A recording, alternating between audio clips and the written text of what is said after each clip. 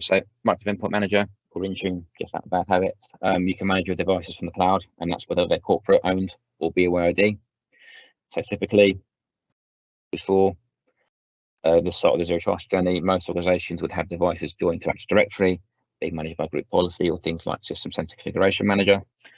They're great tools, they do a very good job, but as Sean was mentioning earlier on, they're reliant on line of sight. So they need to be either in your network, on a VPN. They're not really designed for managing over the internet. So things like Intune can still be managed completely and comprehensively from the cloud. So equivalent to group policies, pushing out updates, checking compliance levels, and all those other bits and pieces can all be done without the need for a VPN or being able to speak to the domain controller. So yeah, so you're also enabled to deliver the apps that you want to deliver to your end users as well. So you've still got that single plane of control.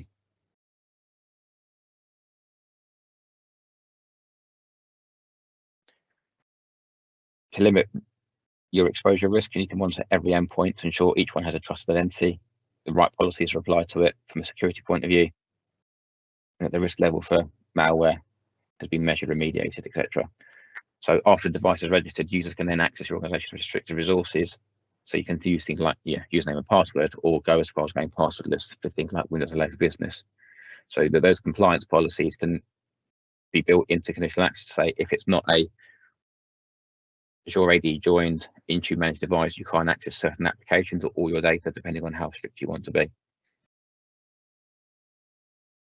So yeah, and making sure you have minimum security bound specific requirements like BitLockers turned on for your hard drives. You've got an up-to-date antivirus, updates are applied. You need to make sure that your devices are meeting a minimum level of security. And on mobile devices, they're not jailbroken, so you know that nothing malicious can be snuck in by side loading, etc. as well. And once you have then granted access to the data, you want to control what the user can do with the data. So you can use you can access a document with a corporate identity, but you want to prevent that document from being saved to unprotect customer location or from being shared with a customer communication, or sorry, a consumer communication app.